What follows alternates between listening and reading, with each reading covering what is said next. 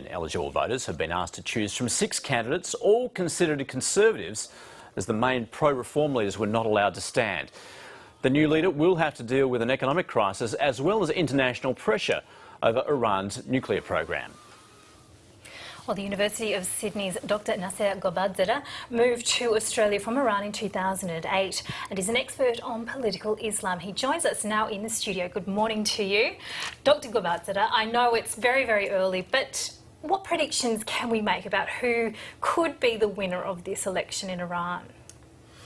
Yeah, it's very hard to make any prediction at this stage because, I mean, we have a wide diversity of the candidates. Most of them belongs to the conservative camp, and because of this diversity, you may say that there's a high chance that there will be a second round of the election, which will happen next week, next Friday.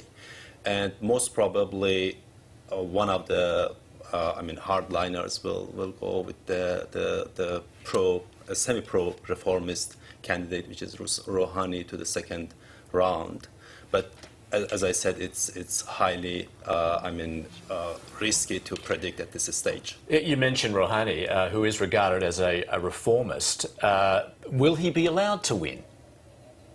That's the key question. I guess my point is that essentially the leader is likely to be anointed by the country's supreme leader, Ayatollah Ali Khamenei.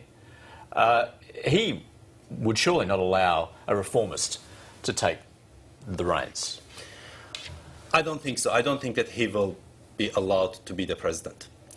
Let me put it in a general structure of the political system in Iran. I mean, the political system of Iran is formed based on the 2 pillars.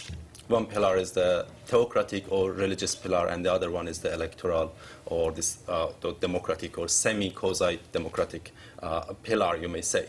From 2005, when the Ahmadinejad came to the power, you may say that this theocratic pillar took over, and the Islamic State moved towards more theocratic structure, eliminating the democratic or republican dimension of the system.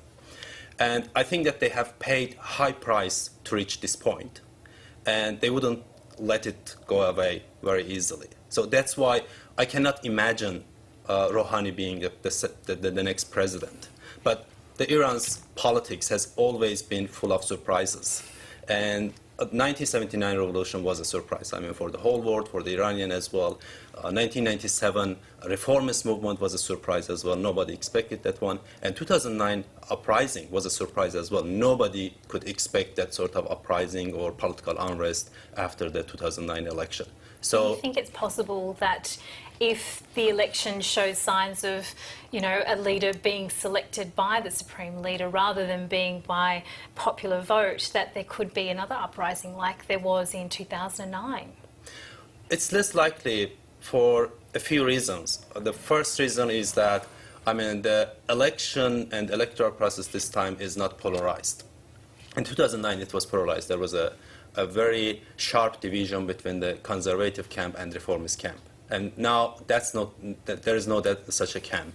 We have a conservative camp which includes 5 key candidates, and we have a reform.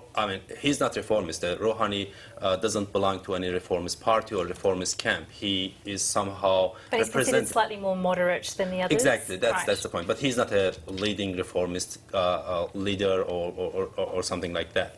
So it's not polarized. And the other point is that Rouhani doesn't have a wide support among the people.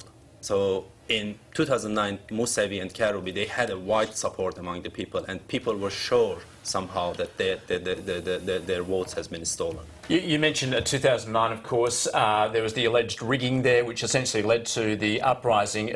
What's the sign out of this poll? Is it transparent? Any signs of rigging? No. For sure it's not transparent. The electoral procedure in Iran has got a very key problem, and that's that the whole process is led by a specific appointed body or theocratic body, which is the Guardian Council. Guardian Council is formed from the 12 members all directly or indirectly appointed by the Supreme Leader, and they all obviously belong to the hardliners, conservatives. Just very briefly before you go, what's the likelihood then that their international stance will change regardless of who becomes leader, particularly as far as their nuclear program is concerned? You mean the international side of the Iran? Yes. No, I don't think so, because we are not voting for the Supreme Leader. Supreme Leader is the one who make the decisions on the key foreign policy issues, specifically the nuclear crisis, nuclear negotiations, as well as the relations with the West in the regional politics. When it comes to the Syrian conflict, when it comes to the Iraq, to the Afghanistan policies, they are all obviously, and everybody admit that they are all made by the Supreme Leader, and we are not changing Supreme Leader. He's a lifetime position, and he's still there. Dr. Naser Ghobadzadeh, thank you so much for your time this morning on Weekend Breakfast. Thanks a lot for having me here. My pleasure. Thank you.